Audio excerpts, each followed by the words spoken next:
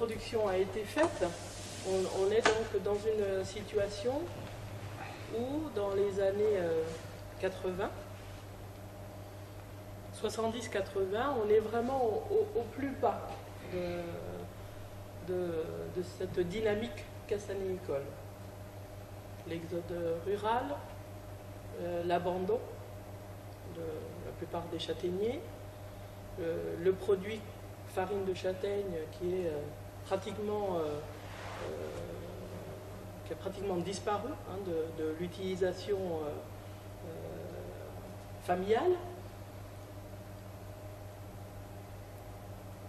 Et là, il y a toujours, dans ces moments où les choses sont vraiment au plus bas, il y a toujours un petit groupe de personnes qui commencent à se poser des questions et qui sont conscients de ce potentiel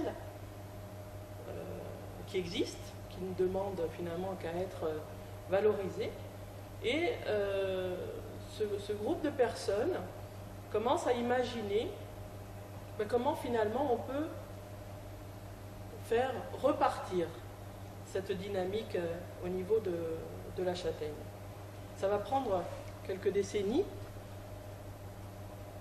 jusqu'à la création de cette structure qui a un nom assez long, mais c'est le groupement régional des producteurs et transformateurs de châtaignes et marrons de Corse, parce que finalement ça devait représenter tous ces individus, tous ces secteurs, le secteur à la fois de producteurs et de transformateurs à l'intérieur d'une même structure. Et le hasard fait que lorsque ces gens, ce groupe de personnes commence à s'organiser, finalement l'université va aussi jouer son rôle, puisque à ce moment-là, moi je suis à l'université. J'ai comme professeur François de Casabianca, qui travaille à l'INRA de Corte, et qui est finalement un peu la tête pensante et la synthèse de ce groupe de gens qui veut faire repartir cette filière. Et là, les choses, finalement, vont se combiner. Il y a un groupe de producteurs qui veut redynamiser ce secteur. Ça veut dire reproduire de la farine de châtaigne, c'est-à-dire entretenir des châtaigniers, produire de la châtaigne, faire de la farine de châtaigne, et que ça en devienne un produit économique. Donc il y a les producteurs d'un côté, il y a comment on peut appeler ça, un porteur de projet, qui est l'INRA, et puis un étudiant, une étudiante, qui est prête à suivre ce projet. Et donc les trois combinés vont créer ce groupement régional. Donc il est créé en 91. En 91, c'est aussi l'époque, tout a été réuni au même moment, c'est aussi l'époque où il y a des programmes européens qui permettent, par exemple, de rénover de la châtaigneraie avec des aides qui sont très incitatives, de l'ordre de 80-90% de la dépense réalisée. Donc évidemment, ça devient facile de rénover ces arbres. Ces arbres qui sont dans des situations géographiques assez difficiles, puisqu'on est en montagne, on est souvent éloigné des réseaux routiers, on a des châtaigneraies qui sont plus ou moins abandonnées, donc c'est des coûts qui sont énormes. Donc le fait d'avoir ce soutien financier va permettre aussi toutes ces choses-là. À tel point que tous ces facteurs positifs se combinent et la structure se met en place. En 91, l'objectif des producteurs, c'est de produire à nouveau de la farine de châtaigne et ensuite comment valoriser ce produit. Alors évidemment, par rapport à cet objectif, il y a eu des actions essentielles à mener en priorité. Par exemple, la modernisation des équipements Castelnicole. Il n'était pas question de pouvoir produire de la farine de châtaigne pour vendre ce produit avec les outils qu'utilisaient nos anciens. Il a fallu donc imaginer, copier parfois, des équipements pour les adapter à la filière. Notamment, il y avait une entreprise, LFG, excusez-moi,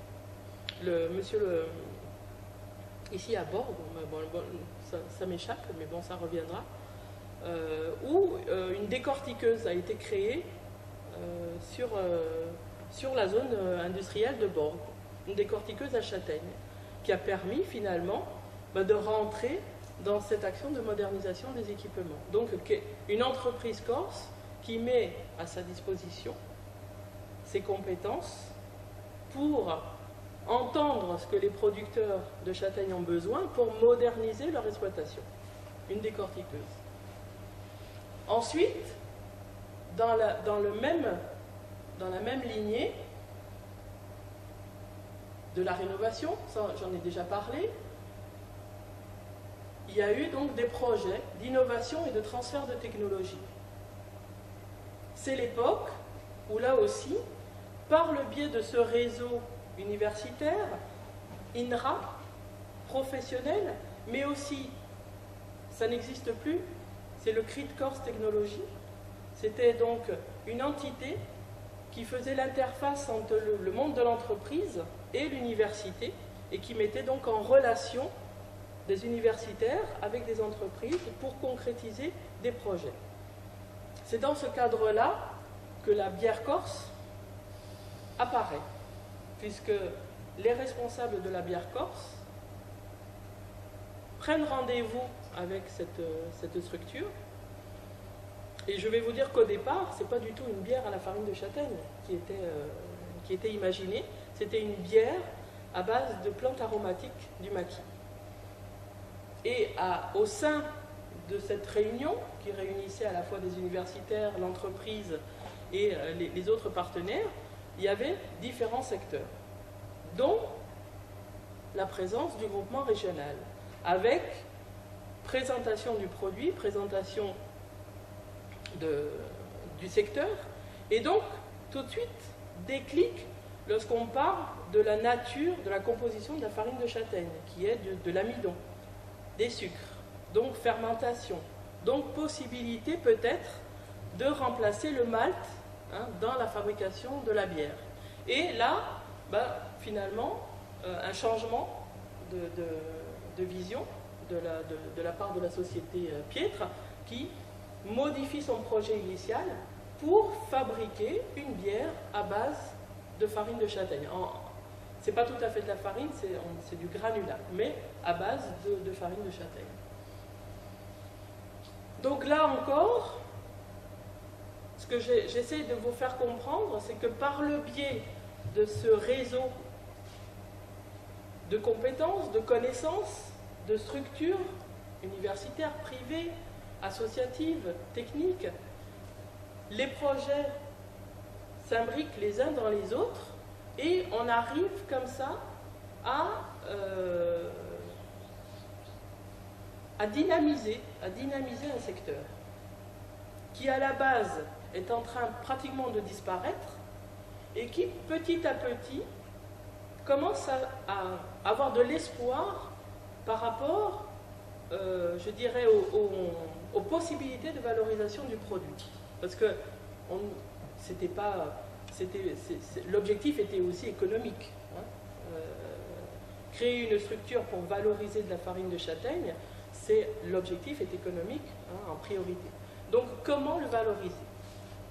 Quelques exemples aussi. Lorsque tout ça commence à se mettre en place, lorsque cette cohésion entre ces différents partenaires se réalise, on commence aussi à se poser la question, mais finalement, on part d'un produit farine de châtaigne, mais aujourd'hui, on est dans l'incapacité finalement d'identifier la nature de ce produit, parce qu'on ne le connaît pas. Qu'est-ce qu'il y a dans la farine de châtaigne? De quoi est-elle composée? On parle de farine de châtaigne, mais finalement, en discutant avec différentes personnes, on commence à comprendre qu'il y a différentes notions de qualité, en fonction de la vallée de production, en fonction du savoir-faire du producteur, en fonction de beaucoup de choses.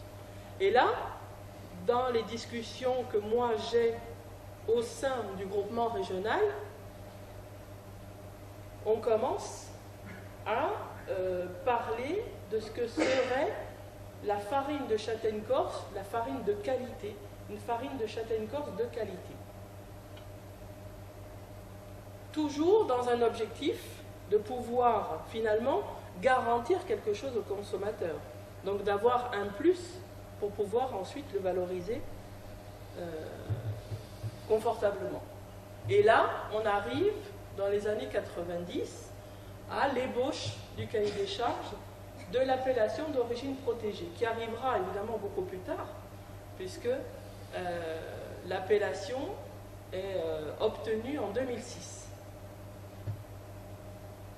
Donc, ça veut dire qu'il va falloir quelques années de discussion, d'expérimentation, de création aussi, hein, puisque tout est à créer. L'objectif de tout ça,